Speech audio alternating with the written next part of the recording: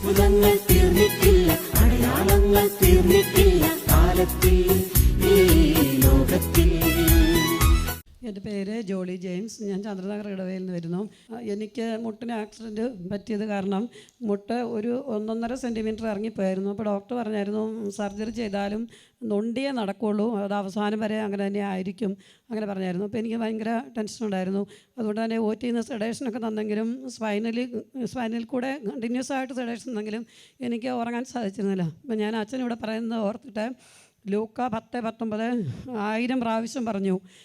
കൃത്യമായിട്ട് എണ്ണം പറയാൻ കാരണം കയ്യിൽ ക്യാനിലിട്ടേക്കുക, ഫ്ലൂയിഡെല്ലാം പോകുന്നുണ്ട്, പക്ഷേ കൈ 2 പേര് പൊതിഞ്ഞ് വെച്ചേക്കും. അതുകൊണ്ട് ഞാൻ എണ്ണം പിടിക്കുന്നവർക്ക് കാണത്തില്ല, കൊന്തിയൊന്നും കൊണ്ടാൻ പറ്റില്ല. അപ്പോൾ ഞാനിങ്ങനെ വിരൽ കൊണ്ട് എണ്ണം പിടിച്ച് ചൊല്ലിക്കൊണ്ടേയിരുന്നു. അപ്പോൾ ഡോക്ടർ നോക്കുമ്പം ഞാൻ ഉണർന്നിരുന്ന ഡോക്ടർ എന്തെങ്കിലും സംസാരിക്കും, ഞാൻ അലർട്ടാണോ എന്തെങ്കിലും കുഴപ്പമുണ്ടോ എന്നറിയാം. അതുകൊണ്ട് ഡോക്ടർ കാണുമ്പോഴെല്ലാം ഞാൻ കണ്ണടച്ച് വെച്ചിരുന്നു.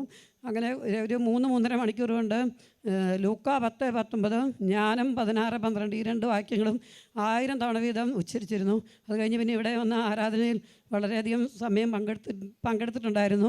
അതിൻ്റെ ഫലമായിട്ട് എനിക്ക് മുട്ട് കുത്താൻ സാധിച്ചിരുന്നില്ല. ഇപ്പോൾ എനിക്ക് മുട്ട് കുത്താൻ പറ്റും.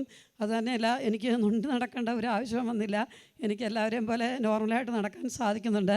യേശുവേ സ്തോത്രം, യേശുവേ നന്ദി. ലൂക്ക 10:19 പലവിധത്തിലുള്ള സൗഖ്യത്തിനും കാരണമാകുന്ന വചനമാണ്. നിങ്ങൾ ആവർത്തിച്ച് ചൊല്ലുന്നല്ല. പ്രത്യേകിച്ച് പാമ്പിൻ്റെയോ അല്ലെങ്കിൽ സ്വപ്നം കാണുകയോ അങ്ങനെ ജന്തുക്കൾ, വന്യജീവി അങ്ങനെയുള്ള മേഖലകളിൽ വലിയ സൗഖ്യത്തിൻ്റെ വചനമാണ് ചൊല്ലുന്നല്ല. ചിക്കൻ ബോക്സോ സർപ്പനോ വന്നിട്ടുണ്ടെങ്കിലും ഈ വചനം ചൊല്ലിക്കഴിഞ്ഞാൽ അത് കരിഞ്ഞു പോകും, അത് വിട്ടുപോവുകയും ചെയ്യും.